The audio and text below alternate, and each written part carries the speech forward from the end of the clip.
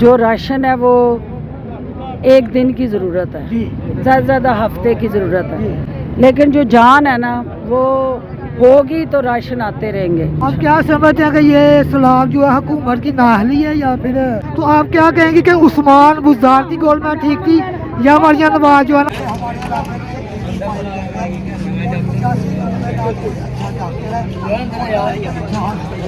अस्सलाम वालेकुम ख़वातीन व हज़रात, मैं हूँ अनीस गाजी। जनाब मोहतरम, पाकिस्तान में सैलाब के बाद जो सूरत हाल है वो आपके सामने है।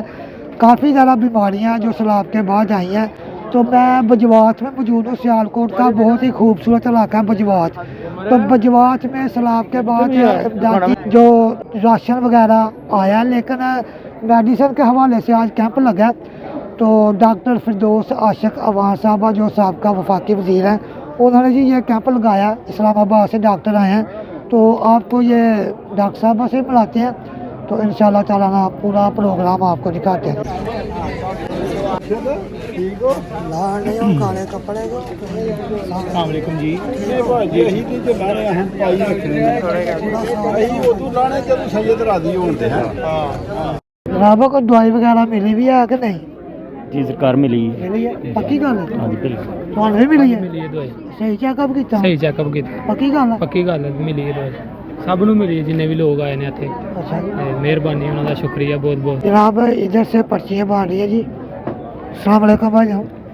भाईजान अब तक कितने मरीज चेक हो गए? अभी तक तकरीबन 500 प्लस हैं, 500 प्लस हैं अभी तक।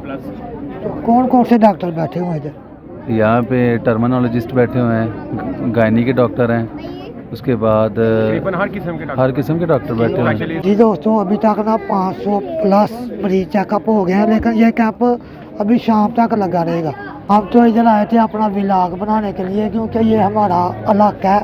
तो इधर तो माशाल्लाह बहुत ज़्यादा सोशल मीडिया सब चैनल, समा, जियो, 92 और सियालकोट के तमाम साहब इधर आए हुए हैं। तो हम तो ऐसे ही आए हैं कि अपने इलाके में, क्योंकि मेरे इलाके में कोई बंदा भी कोई भी काम करे तो हम उसको अप्रिशिएट ज़रूर करते हैं। अस्सलाम वालेकुम, मैं सर ठीक हो? ये देखें जनाब, सीनियर सहाफ़ी सियालकोट के नदीम ताहर गुजर, ये भी इधर आए हुए हैं। ठीक हो? शुक्र है अल्हम्दुलिल्लाह। मैं अगे दसना पाया कि अं तो जी आए हैं सहाफ़ियाँ की, तो माशाल्लाह लंबी कतार लगी दी है। सुनाओ ठीक ठाक?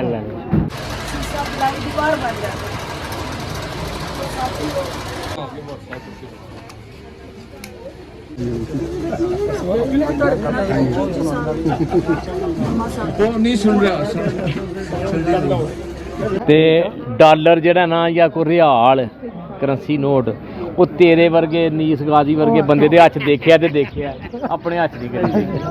ਅੱਜ ਬੜਾ ਸ਼ੋਰਾ ਸੀ ਇਸ ਕੈਂਪ ਦਾ, ਲੇਕਿਨ ਮੈਂ ਦੇਖਿਆ ਆਪਣੀ ਨੋਈਅਤ ਦਾ ਇੱਕ ਬੜਾ ਮੁਖਤਸਰ ਜਿਹੜਾ ਨਾ ਤੁਸੀਂ ਕਹਿ ਲਓ ਕਿ ਬੜਾ ਡਿਫਰੈਂਟ ਜਿਹਾ ਸੀ ਕੈਂਪ। 150 ਕੁਰਸੀ ਇੱਥੇ ਇਹਨਾਂ ਨੇ ਕੀਤੀ ਸੀ, ਲਗਾਈ ਸੀ। ਤੇ ਡਾਕਟਰ ਜਿਹੜੇ ਆ ਨਾ ਉਹ ਬੜੀ ਜ਼ਬਰਦਸਤ ਟੀਮ ਸੀ ਇਹਨਾਂ ਦੀ, ਅੱਛੀ ਇੱਕ ਟੀਮ ਸੀ ਤੇ ਅੱਛੇ ਇੱਕ ਤਰੀਕੇ ਨਾਲ ਕਹਿਣ ਦਾ ਮਤਲਬ ਹੈ। ਤੇ ਫਿਰ ਮਰੀਜ਼ ਖਤਮ ਹੋਏ ਤੇ ਉਹਨਾਂ ਨੇ ਕੈਂਪ ਨੂੰ ਕਲੋਜ਼ ਕੀਤਾ। ਅੱਛੀ ਅਦਵੀਆਤ ਦਿੱਤੀਆਂ ਗਈਆਂ ਤੇ ਮੈਂ ਦੇਖ ਰਿਹਾ ਕਿ ਨਾਲ ਲੋਕਾਂ ਨੂੰ ਖਾਣਾ ਵੀ ਮਿਲ ਰਿਹਾ। ਹਾਂ, ਇਹ ਜਿਹੜਾ ਦੇਖੋ ਜਿਹੜੀ ਗਾਜ਼ੀ ਸਾਹਿਬ ਸਾਡੀ ਇੱਥੇ ਇਨਫੋਰਮੇਸ਼ਨ ਸੀ ਨਾ, ਉਹਦੇ ਮੁਤਾਬਕ ਇਹ ਸੀ ਕਿ ਉਹਨਾਂ ਨੇ ਅਦਵੀਆਤ ਦਾ ਜਿੱਥੇ ਜਾਂ ਦੀਗਰ ਜਿਹੜਾ ਨਾ ਬੰਦੋਬਸਤ ਕੀਤਾ ਸੀ ਨਾ, ਉਹਦੇ ਨਾਲ ਉਹਨਾਂ ਨੇ ਇੱਥੇ 300 ਅਫਰਾਦ ਦੇ ਖਾਣੇ ਦਾ ਬੰਦੋਬਸਤ ਕੀਤਾ ਸੀ।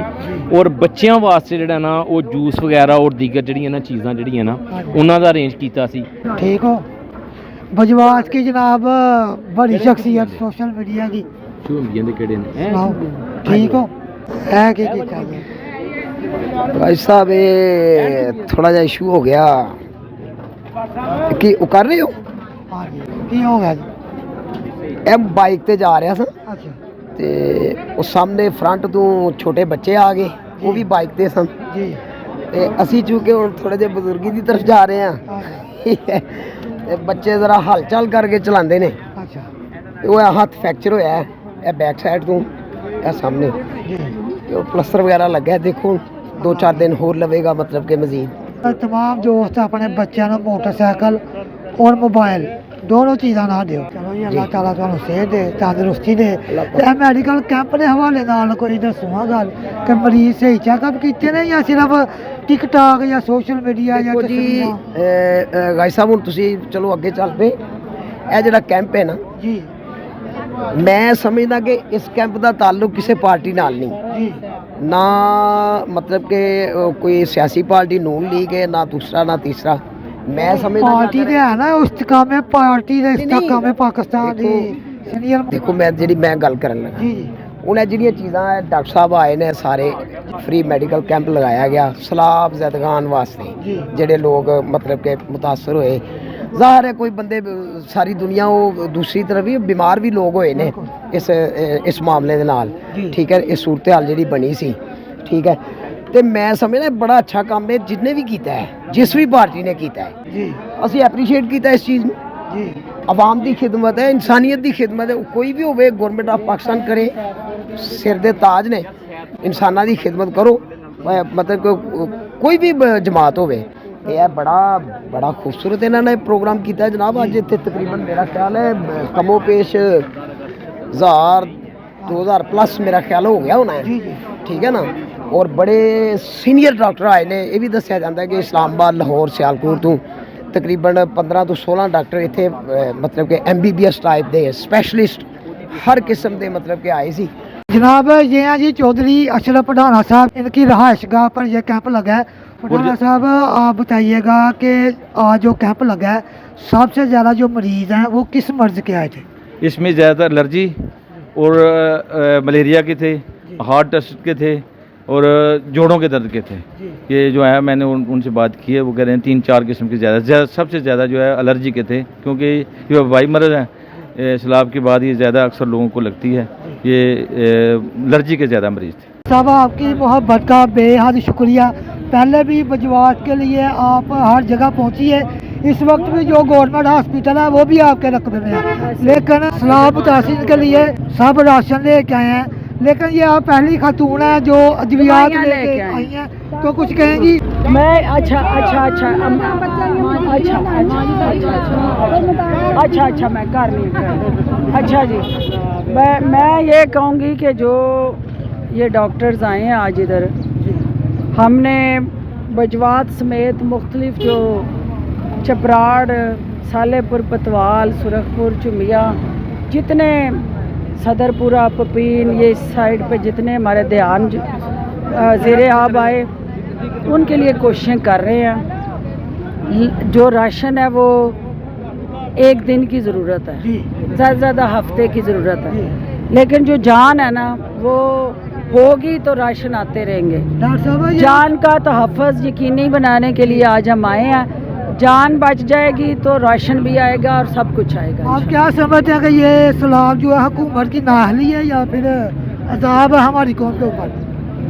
पानी जो है वो किसी से पूछ के नहीं आता है पानी की ना कोई बाउंड्री होती है ना कोई उसकी कोई सरहद होती है जी डॉक्टर साहब आप पहले काफ़ी गवर्नमेंट के साथ काम कर चुकी हैं तो आप क्या कहेंगी कि उस्मान बुज़दार की गवर्नमेंट ठीक थी या मरियम नवाज जो है ना वो बेहतर सलाम तासीर के लिए?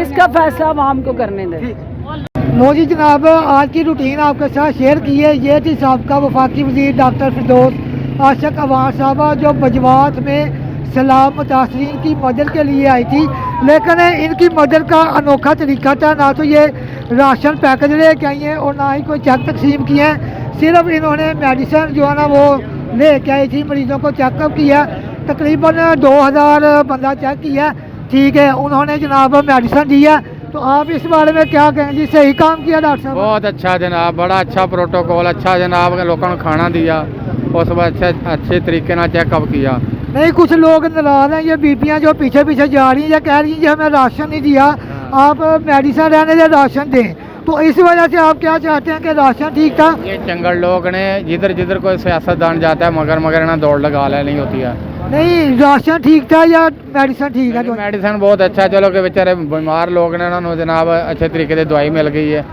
तो जी नहीं नेक्स्ट वीडियो में मुलाकात होगी तब तक के लिए अल्लाह हाफिज़।